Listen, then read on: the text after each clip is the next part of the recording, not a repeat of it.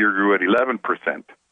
And our programs were directly implemented in collaboration with the Salvadorian government in El Salvador, which is one of the most prospering countries in Latin America. Now, the thing is that a lot of the ideas we're talking about have actually gone to people that haven't necessarily called on us and that are advancing.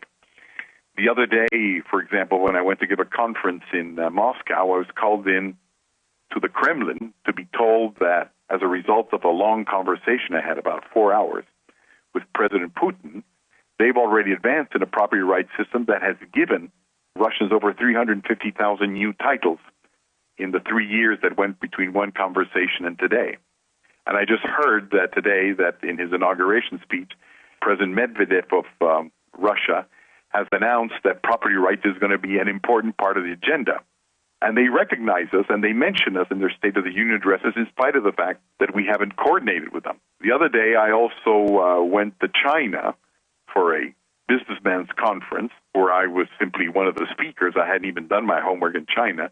And I was introduced by local residents as the grandfather of Russia's rural property reforms. And I have no idea what they look like. So obviously, books travel, ideas travel. I think any part in the world where a foreign investor finds himself or is interested in has got this problem. It is the characteristic of any poor country or any former Soviet Union country. And so they can choose the location, but in any location, these reforms have got to take place, and they require looking at things in a different way that inspires itself from the American experience of the 19th century, which was really where the world revolution began. Well, we look at several of the points that you make in your book as invaluable and would encourage our listeners to get a copy of The Mystery of Capital, Why Capitalism Triumphs in the West and Fails Everywhere Else. Excellent book, and certainly something that needs to be not only on the shelf, but well worn after having been read. Something that you mentioned towards the tail end of your book is that in a period of economic boom, there seems to be little time for deep thinking, whereas crisis has a way of sharpening the mind's need for order and explanations actually into an obsession.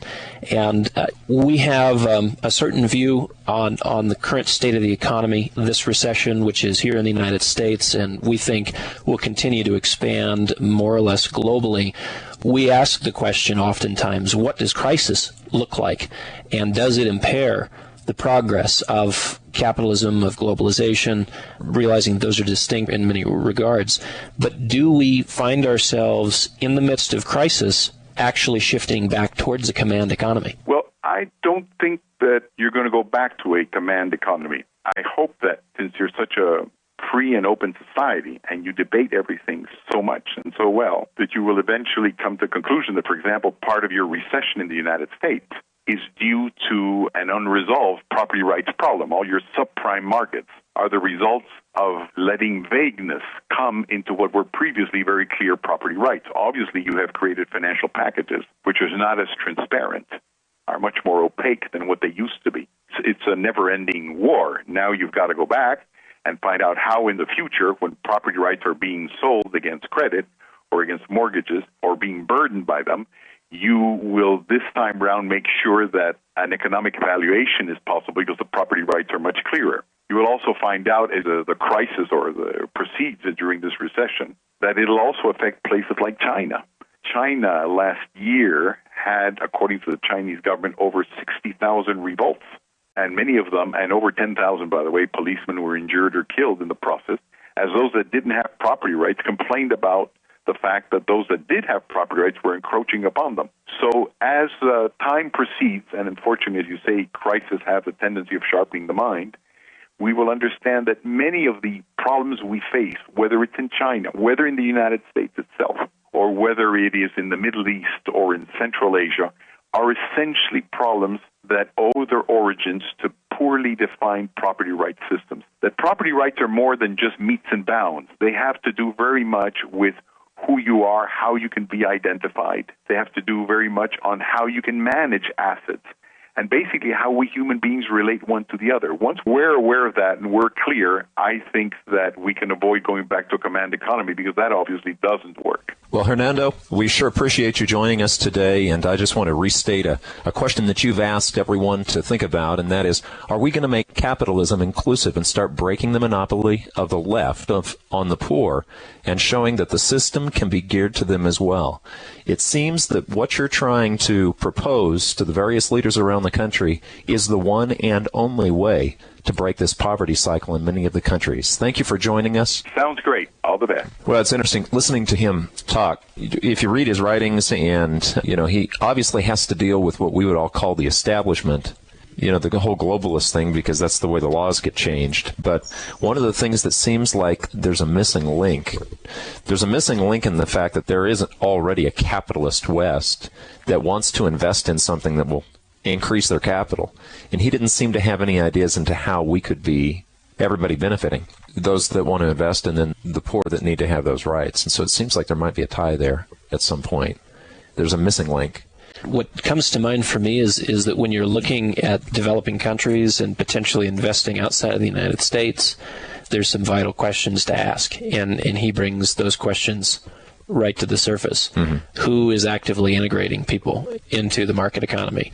Who is changing their legal structure to do so? One of the countries that he mentioned a couple times is Tanzania. They've reformed probably the most of anyone in Africa and are beginning to see the fruits of that. But it's a long process, and I think one of the problems that investors have is they want to know what the rate of return is going to be in the next 6 months. Mm-hmm. The reforms that he's trying to institute, they've got a long lead time. It could take 15, 20 years before everything is all said and done, changed. I mean, as he pointed out, in the United States, it took 50 years from 1856 to about the turn of the century for things to really gain traction, following what was an isolated case on the West Coast in the mining camps, and actually seeing that property reform then codified in Washington as something that could be expanded on throughout the country. It's fascinating to me that we have this 200-year history of property rights, and we just don't think in those terms. We think in terms of this is the way our system was set up from day one, when in fact it was not. Our system, when it was set up, you had William Penn prosecuting illegal settlers and sending soldiers in to have them ousted, have them their houses and barns burned down. That's more the founding of our country. It still was the king's land. There was people who had new and fresh ideas, but we were still kind of bridging between the old and the new. And in between, there was a lot of people that got hurt, that were disenfranchised, that didn't have a legal claim to their land, but took a risk.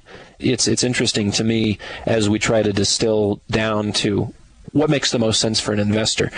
If we can help people start thinking in terms of generational changes, in terms of major themes, that's so much more important, the major themes, than what's changing between now and Thursday.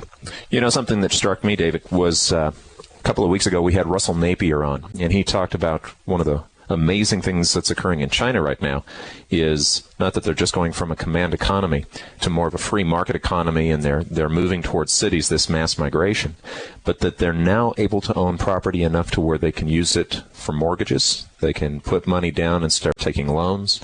Napier brought it out that it's very much like America in 1919. And the expansion of wealth from 1919 to this day in America is just unprecedented in any time in history. Well, and something that Mr. De Soto pointed out is that our major step forward was following a mass migration. And that's exactly what we discussed 2 weeks ago with Russell Napier. Is we've just seen the largest mass migration that China's ever known from its inland to its coastal cities. So you're now concentrating people in small areas where all of a sudden space matters. You've got this mass group of people who live out in the sticks, and everybody's happy as long as your dog doesn't cross into somebody else's rice paddy. Well, now everyone condensed in one space, people care about having space, defining their space, being able to exist and progress forward. And I think one of the things that Napier pointed out too is that the creation of capital is the next step for China through credit. And his contention is